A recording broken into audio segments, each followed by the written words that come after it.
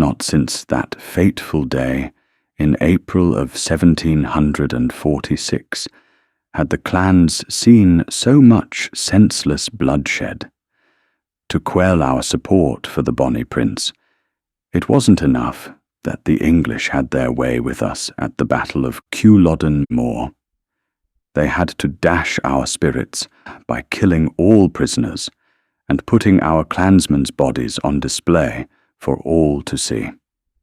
It took more than a quarter millennium, but the clans would be reunited. They say memory is not genetic, but I can viscerally hear those bagpipes. Those bagpipes that mourned our fallen from the moor. They were the same ones that called us into battle that morn from atop the crag that overlooked California's Central Valley.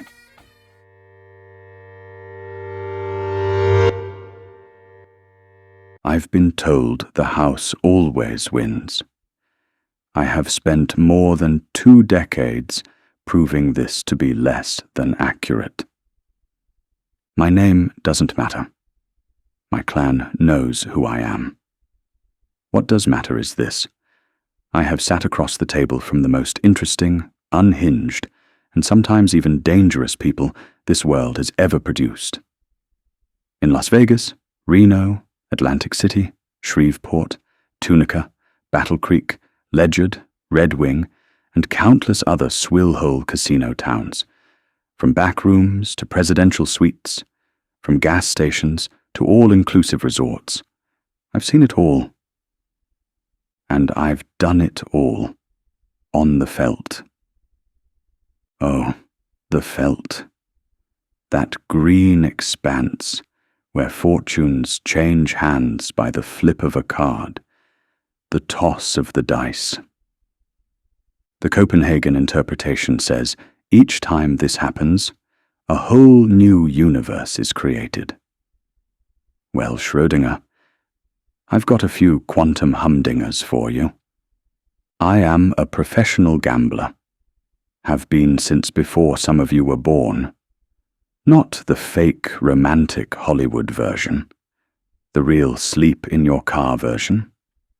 The version that requires patience, mathematics, and a constitution that most people don't possess. But this isn't a show about gambling strategy. This is a show about the characters. The plumber, the nose, the kid, the ones who got rich with me, the ones who went broke with me, the ones who robbed me, and those who simply crossed my path. Every week I'll reach into the vault, dust off a rack of chips, and pull out another mostly true tale. Grab a deck of cards. Make yourself comfortable. Folklore from the veldt begins now.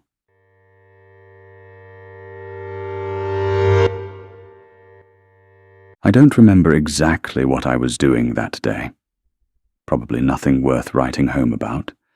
When I found myself driving past a casino I'd been to once or twice before. And then it hit me. Happy Mexican might be in the area. I gave him a call. The reception was spotty, but I heard enough.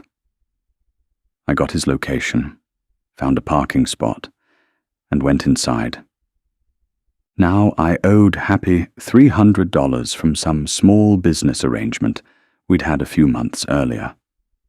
I found him in the high-limit room, getting the royal treatment. The staff had him pegged as some kind of whale. A whale? Casino speak for big fish.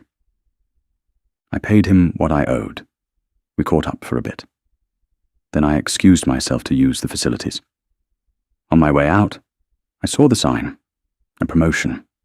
An incredible promotion. In just 6 days.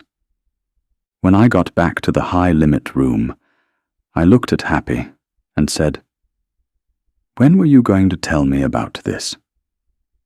He said, "What promo?" Now, there is no questioning Happy Mexican. I can read him like a book. He is almost like a brother to me. In fact, I have driven to the end of the world with him. This is not a metaphor. We took the world's longest road, the Pan-American Highway, 13 countries south, to Ushuaia, Tierra del Fuego. So when Happy said he didn't know about the promo, he didn't. We quickly formulated a plan. Now, Happy Mexican is mostly a lone wolf, but he has been called in by the captain on several important occasions, and he has never once let the captain down. Nobody plays the happy fool better than the Mexican.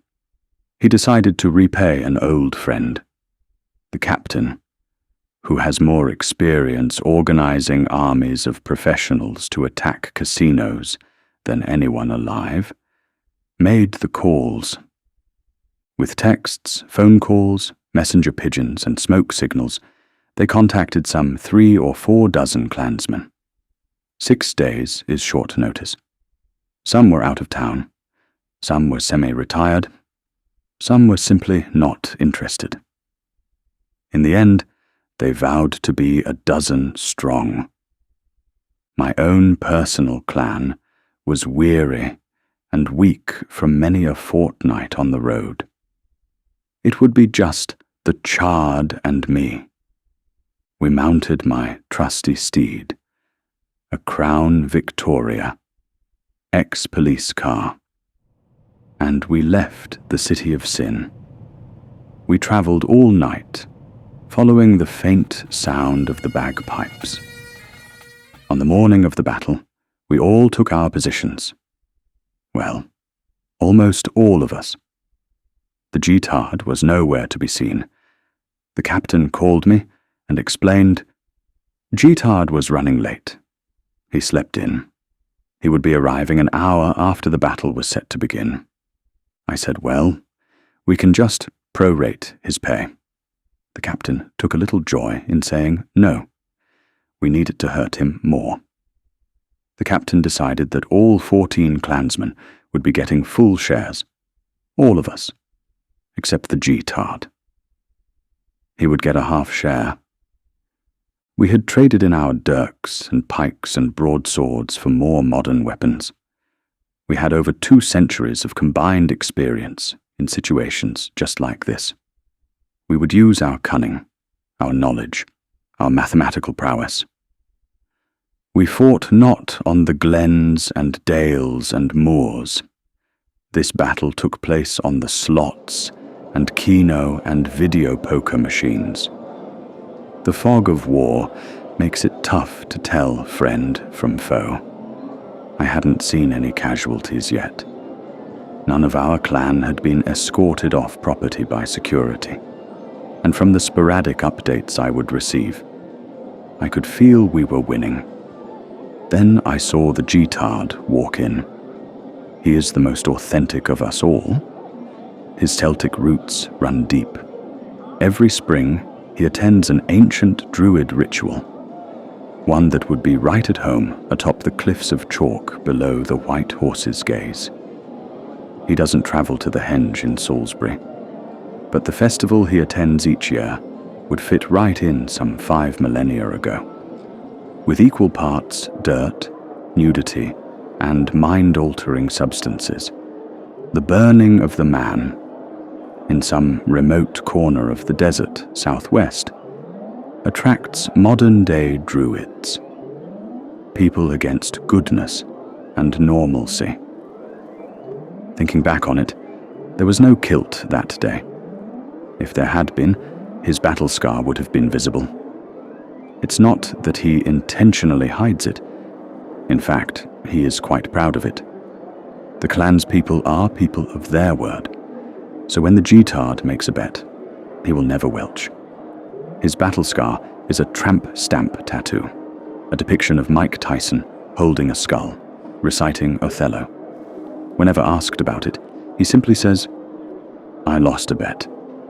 We bet with skin. Want to bet on something?" The promo, battle was scheduled for 6 hours, and well before it was over, it was clear we would be victorious. I had stopped hearing the bells and music of slot machines. In their stead, I heard Happy, or the Chard, or the Captain, shouting the battle cry of the House of MacDonald. Cruachan. I don't know why we use their battle cry, but we do. At one point near the end, I had to follow a casino employee to the cashier's cage to get paid. I overheard a couple of Boothlings talking amongst themselves. It sure is a good thing we tried this out on a Tuesday morning. The promotions department put aside $250,000 to give away this month. I think we're at 2:30 right now. Barely a stone's throw from the casino stood one of the only restaurants in town. Half biker bar, half Wild West saloon, but just a little too clean and neat to fully commit to either. The wooden floors were uneven, with big spaces between the boards, and yet it still had the sense that it had been recently built. 2:30 in the afternoon falls squarely between lunch and dinner, so there was one waitress and one cook. All of the tables were 2- or 4-seaters, and the back of the restaurant sported a bar as wide as the whole building, separating the dining area from the kitchen.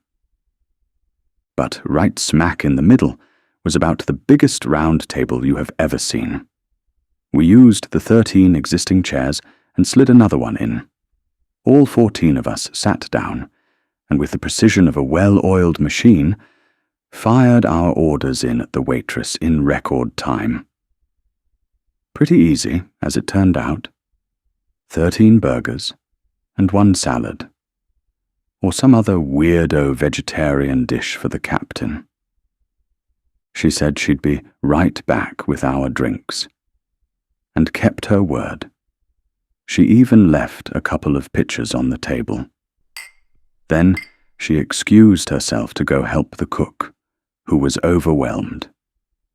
That was our cue. The captain. You tally those 4. I'll get these 5. You do those 5. In 30 seconds, we had the total for the day. All right, divide by 27. Somebody says, why 27? Chard was late. He gets half a share. I had tallied my group of 4. Of all 14 men, Chard had won the most, something like $40,000. I said, just chop it evenly. The captain said, a deal is a deal. Chard pointed at his tattoo. I am a man of my word. We took about 300 off the top for the meal. Then we chopped the money 27 ways. G got his 1/27th. The rest of us got our 2 parts. I have been involved in a lot of settle-ups, but none have ever gone this smoothly. In just 6 hours, the clan had netted $190,000. When we finished our meal, I stood up and raised my pint of root beer. I have something to say. Cruachan, lads. And like that, we dispersed like a fart in the wind.